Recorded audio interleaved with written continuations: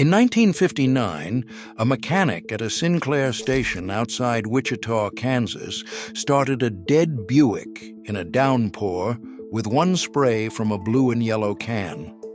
A traveling family had sat an hour, hood up, soaked, the engine cranking and catching nothing. The mechanic pulled the distributor cap, fogged the inside and the wires with a single product, dropped the cap back on, and the V8 fired on the second crank. He charged them $1. The product was barely a year on store shelves, and most of America had never heard of it. It was called WD-40. By the time he retired, that one can had done the work of a shelf of products that did not exist yet. WD-40 was not born in a garage. It was born in 1953 in a San Diego lab to keep the skin of an Atlas missile from rusting. Water displacement, 40th formula. The 40th try was the one that worked. Workers snuck cans home in their lunchboxes. By 1958, it reached store shelves, and by the early 60s, one can sat on the bench of every good mechanic in America. They did not have 40 products. They had one, and they knew 40 things to do with it. We reversed that. Today, the aisle holds a separate can for every job that one can use to do, and each one costs $10 or $15. We did not gain convenience. We were sold the same can 40 times over. Number 13 starts a drowned engine in a rainstorm with one spray, the exact job the product was invented to do. Number 6 freed a rusted suspension bolt that a modern shop now charges $200 in labor to cut out and replace. And number 2, the Sunday habit every old mechanic kept, quietly replaced a shelf of specialty sprays that did not exist yet, and the companies that sell those sprays would rather you never learned one can did it all. These 25 tricks were not about a miracle in a can. They were about a man who knew his tools so well that one of them did the work of 40. The can was simple. The knowledge of when to reach for it was not. That knowledge saved his customers thousands, and it is nearly gone. This is what was on that bench. Hit that subscribe button. And let us count down the 25 forgotten garage tricks 1950s mechanics used WD-40 for that saved thousands. Number 25, freeing a seized rusted bolt before it sheared off. The first thing every mechanic reached for. You found the frozen nut, orange with rust, and laid a good shot of WD-40 at the threads where the bolt met the metal. You walked away 10 minutes and let it creep into the rust. Then you pulled the wrench steady, not sharp, and the bolt that would have snapped came loose with a low groan. A station mechanic in 1960 saved a customer a cracked manifold this way, freeing 4 exhaust studs a hurry would have broken off. The penetrant in that can was the chemistry built to free corroded missile hardware in the home garage the year it hit shelves. A sheared bolt was a day lost and a part ruined. $1 of patience saved both. Number 24, silencing a squeaking door hinge and latch. The sound a man's family noticed before he did. You found the hinge pin and gave it a short spray where it met the bracket, worked the door back and forth, then hit the latch and the striker the same way. The squeal that had ridden with him for months was gone in 30 seconds. For a man in 1961 who took pride in his car, a silent door was not vanity. It was small proof that he kept after the things he owned. The light oil was never meant to last forever. It was meant to be cheap enough to use again next month. It was not the squeak he silenced. It was the feeling that the car was getting old. Number 23, wiping the hand tools down to keep the rust off. A damp garage ate steel, and good tools cost a week's pay. At the end of the day, you wiped every wrench, plier, and socket with a little WD-40 on a rag before they went back in the box. The film was almost nothing, but it stood between the steel and the damp night air. Tools that would have freckled by spring stayed bright for years. A country mechanic in 1962 kept his father's wrenches this way, the same set he would hand to his own son. The corrosion preventer in the can was the same idea that kept a missile's skin from rusting in its silo. He did not wipe the tools for today. He wiped them for the boy who would inherit them. Number 22. Cleaning tar, bugs, and grime off the chrome and paint. The job that made an old car look cared for again. You sprayed WD-40 on a rag, not the paint, and worked the road tar and dried bugs off the chrome bumper and lower fenders. It lifted the grime without scratching, and a wipe with a clean cloth left the metal looking 10 years younger. A traveling salesman in 1963 cleaned his grill this way at every motel because a clean car closed more doors than a dirty one. The light solvent was never meant to strip paint. It was meant to lift what sat on top of it. A clean car was not vanity. It was the face a working man showed the world. Number 21. Freeing a frozen door or trunk lock. A locked-out man on a cold morning was a man late for work. You slid the thin straw into the keyhole, gave the lock cylinder a short shot, and worked the key in and out. The WD-40 displaced the frozen moisture and carried off the grit that bound the pins. The key that would not turn turned smooth. For a factory man in 1961 on a January morning, a lock that worked was the difference between clocking in and losing the day's pay. Water displacement was the whole reason the product existed, born to drive moisture off missile steel. The lock did not seize because it was old. It seized because no one had kept the water out. Number 20. Guarding the battery terminals from corrosion. The white crust that left you dead in the driveway. You cleaned the terminals to bright metal, then misted both posts and clamps with WD-40 before tightening. The film sealed out the moisture and acid fumes that grew the crusty green-white corrosion. A connection that would have failed by winter stayed clean and tight. A fleet mechanic in 1962 did this to every truck in the yard each fall, and his trucks started on the coldest mornings while others cranked and died. The same moisture-displacing chemistry that protected the can's first customers in aerospace protected a battery post just as well. A dead battery was rarely dead. It was usually just a connection no one had protected. Number 19. Freeing a sticky throttle and choke linkage. The hesitation that made a good engine feel tired. You found the rods and pivots the throttle worked through and gave each joint a small spray, then blipped the throttle by hand a dozen times to work it in. The sticking, the flat spot, the lazy return all cleared as the gummed pivots came free. A station mechanic in 1964 cured a customer's stumble this way in 2 minutes, a fault the man had been ready to pay to rebuild the carburetor over. The light lubricant freed the varnish that fuel left behind on every linkage of the era. It was not a worn carburetor. It was a stiff joint, and $1 freed it.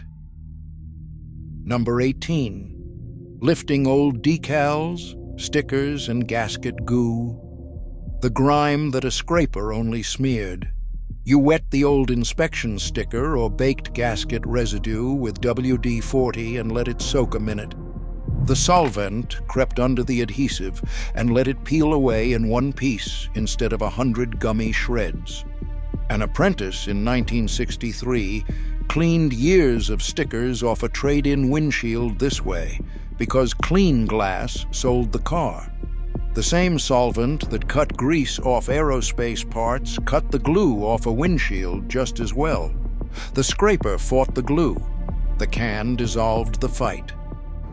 Number 17. Freeing a stuck screeching speedometer cable, the needle that bounced, and the noise behind the dash.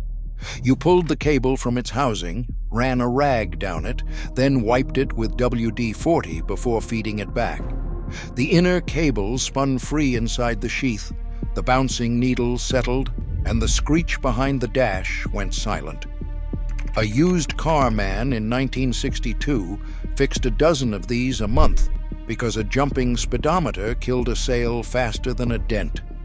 The thin, creeping oil reached the length of a cable that thicker grease would only have clogged. The needle did not lie because the car was bad. It lied because the cable was dry. Here is something nobody is tracking. The men who kept one can on the bench and knew 40 uses for it are nearly gone. They came up when a garage held a dozen tools and a man's skill filled the gap between them. One can freed a bolt, dried a distributor, quieted a hinge, guarded a fender, and cleaned a carburetor, and the mechanics applied the judgment about which job needed how much. That judgment was the real tool. The can was only how it reached the metal. The young men replacing them grew up in an aisle of 100 cans, each promising one thing, and they never learned that one honest product, used with sense, does most of them. The knowledge was never written down. It lived in the hands of men who are leaving us. We are not writing it down fast enough. Number 16. Loosening rusted lug nuts at the roadside. The flat tire that became a toe because the nuts would not turn. You carried a can in the trunk. When a wheel would not come off, you sprayed each rusted lug nut where it met the stud and waited a minute. The penetrant crept into the threads, and the nuts that had fought the wrench broke loose by hand. A traveling man in 1964 changed his own flat on a dark shoulder this way, instead of waiting 2 hours for a truck that charged for the miles. The same creeping chemistry that freed seized hardware in a factory freed it on the side of a road. The flat did not strand him. The rust would have if he had not kept a can in the trunk. Number 15. Cleaning and protecting the spark plug threads. The plug that seized in the head and tore the threads out.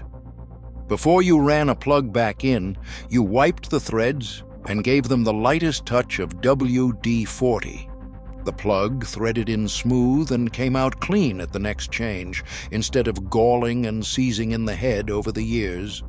A careful mechanic in 1963 never lost a thread this way, while a hurried one cracked a head pulling a plug that had welded itself in. The corrosion preventer kept the steel and the iron from rusting together between changes. A seized plug was a ruined head. A clean thread was a habit, and the habit cost pennies. Number 14. Freeing a seized parking brake cable. The brake that stuck on and dragged the car down. You traced the cable from the lever to the rear wheels, sprayed every point where it ran through a housing or over a pivot, and worked the lever to draw the WD-40 in.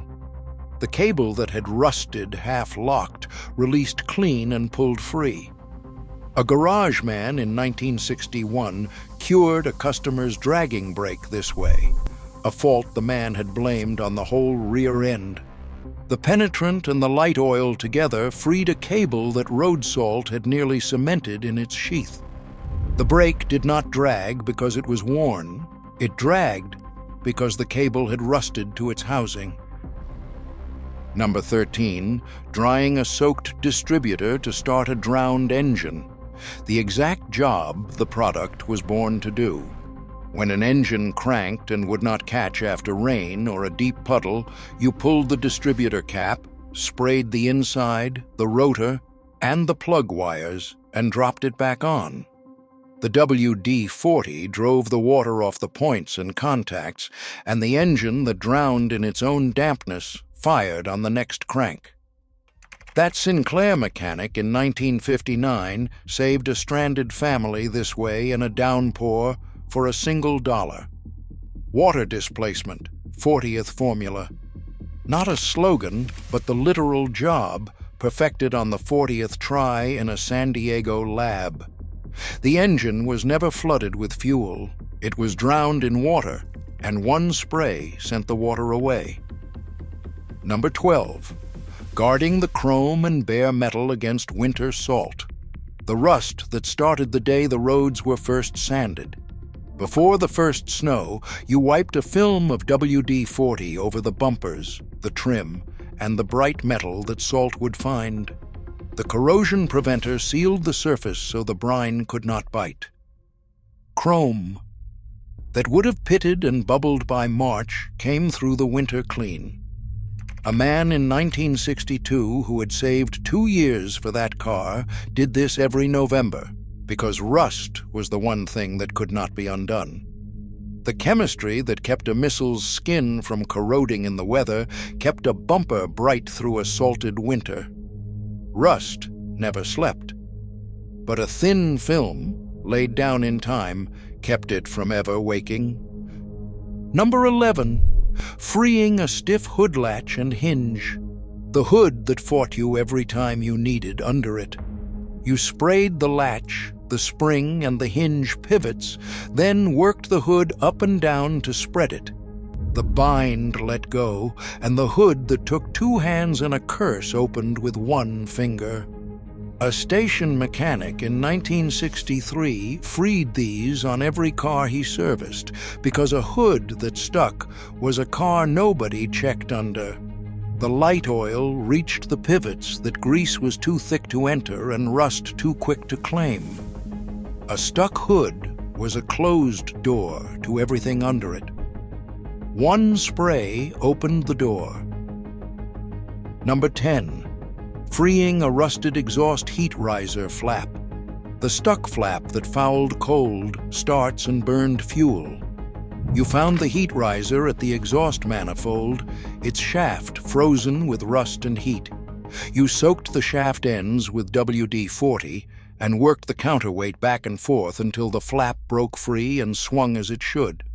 A country mechanic in 1962 cured a hard-starting, gas-guzzling wagon this way, a fault no one else had thought to check. The penetrant crept into a joint that ran red hot and rusted harder than any other on the engine. The flap was small and forgotten. Frozen, it cost a tank a month. Freed, it cost $1.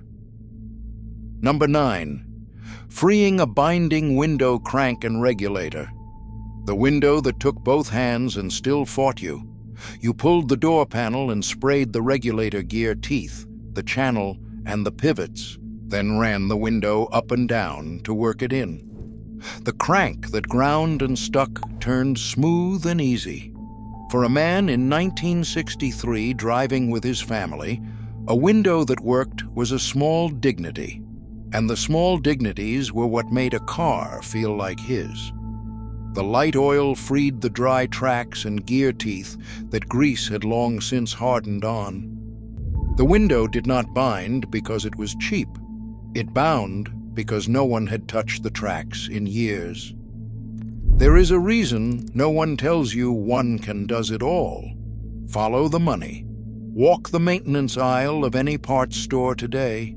There is a penetrating oil for $9, a contact cleaner for $11, a white lithium grease for $8, a tar remover, a lock lubricant, a rust preventer, a fogging oil, each in its own can, each $15 or close to it. Bought separately, the shelf that does what one can once did runs past $80. The American maintenance products market is worth billions, and it grows every time a single job is split into its own bottle. The men who sold WD-40 did the opposite. They were so sure one product did everything that by the mid-60s they stopped making their others and sold only the 1 can. $1 did the work of 80. Nobody profits from reminding you of that. Number 8. Cleaning the gummy varnish off the carburetor. The outside grime and stiff linkage that aged a good carb. You sprayed WD-40 on the outside of the carburetor body, the linkage, and the choke shaft, and wiped away the brown varnish that evaporated fuel had left. The pivots freed up, and the carb worked years younger. A tune-up man in 1964 cleaned every carburetor this way before he judged whether it truly needed a rebuild, and most did not. The solvent cut the fuel varnish that coated every carburetor of the era from the outside in. Half the carburetors a shop condemned were not worn. They were only dirty. Number 7. Protecting the electrical connectors and grounds. The corroded connection that dimmed lights and killed gauges. You pulled a bulky connector apart, sprayed both halves, and pushed them back together. The WD-40 displaced the moisture and cleaned the corrosion off the contacts, and a headlight gone dim or a gauge gone dead came back to life. A fleet mechanic in 1962 chased a truck's flickering lights down to one green connector this way, a fault that had baffled 2 other men. Moisture displacement was the product's founding trick, and a corroded ground was nothing but moisture that had stayed too long. The wire was not broken, the connection was only wet and dirty, and the can fixed both. Number 6. Loosening rusted suspension and shock bolts, the frozen hardware that turned an hour's job into a day's. Before you fought a rusted shock or spring bolt, you soaked it with WD-40 and let it sit while you worked elsewhere. The penetrant crept the length of the threads, and the bolt that would have snapped or eaten an afternoon with a torch backed out with a wrench. A garage man in 1963 saved hours on every suspension job this way and saved his customers the cost of broken studs and drilled out holes. The creeping chemistry that freed corroded factory hardware freed the rustiest bolt under a car. A modern shop bills $200 to cut out a bolt that one spray and a little patience would have freed. Number 5. Quieting a squealing, dragging pedal pivot. The brake or clutch pedal that creaked and hung up underfoot. You reached under the dash to the pedal shaft and pivot bushings, gave them a spray, and pumped the pedal to work it in. The creak that came up through the floor went silent, and the pedal that hung returned crisp. For a man in 1964 driving in traffic, a pedal that returned cleanly was not comfort. It was control he could feel. The light oil reached a pivot almost no one thought to lubricate. The noise underfoot was not the brakes failing. It was a dry pivot, and the can silenced it. Number 4. Fogging a stored car's bare metal for the winter. The car put up for the season that came out rusted in spring.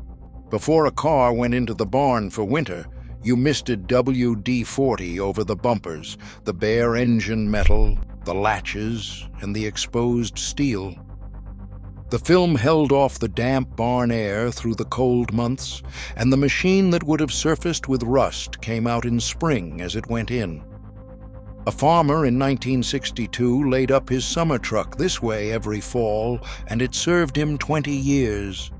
The corrosion preventer that guarded idle missiles in their silos guarded an idle truck in a barn. The car did not rust because it sat. It rusted because no one sealed it before it did. Number 3. Wiping the engine and block to stop rust and show leaks. The clean engine that told you the truth. You wiped the engine and block down with WD-40 on a rag, clearing the grime and laying a thin film against surface rust. A clean engine did more than look right. The next leak showed plainly against the clean metal, caught early. A station mechanic in 1963 kept his regulars' engines clean for this reason, so a failing gasket announced itself weeks before it stranded anyone. The light oil and solvent cleaned and protected the bare iron in one pass. A dirty engine hid its faults. A clean one confessed them. Number 2. The Sunday shot on everything that moved. the small weekly habit that kept a whole car loose and quiet. On a Sunday, you walked the car with the can and gave a short spray to every hinge, latch, cable, and linkage that moved. 5 minutes, and nothing on the car bound, squeaked, or rusted stiff. A man in 1961 did this the way his father had, treating the car as a thing that answered to steady, small attention. The one can that did 40 jobs made the weekly round possible because you reached for the same product every time. The car did not stay tight because it was new. It stayed tight because hands and a can passed over it every week. Number 1, the wipe down before you closed the hood. That is all.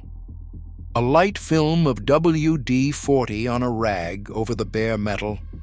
Before you finished any job, you put a little on a clean rag and wiped down the bare steel you had touched. Not a flood, a film, just enough to stand between the metal and the air until the next time you opened the hood. Your grandfather did this without thinking of it as maintenance. He thought of it as not leaving bare metal naked to the weather. 1 can, 1 rag, 1 minute. The rust that takes a neglected car never got started on his. Number 1 is not a trick. It is the habit underneath every other trick on this list. None of these tricks needed a specialist, a shelf of cans, or a name you had to look up. They needed one honest product and a man who knew what it could and could not do. That knowledge was once the default in every garage in America. It was not magic.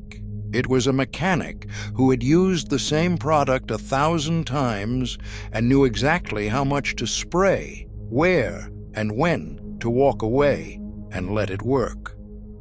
He freed the bolt without snapping it. He dried the distributor in the rain. He guarded the metal before the salt could find it. 1 can, used with that much sense, saved his customers thousands over the life of a car. We did not lose the can. It is still on the shelf, $1 or $2 more than it was. We lost the man who knew 40 uses for it, and the hands that had performed each one so many times they no longer had to think. We lost the bench where 1 product sat instead of 40, and the confidence that a person, not a label, decided what a job required. He is gone now, or nearly, and the aisle he would not recognize has replaced him, 1 specialty can at a time. But the knowledge is not buried yet. The next time a bolt is rusted tight, do not reach for the most expensive bottle on the shelf. Reach for the cheap blue and yellow can, spray it, and walk away for 10 minutes. Then come back and pull steady. The craft is not dead. It is waiting on $1 and a little patience.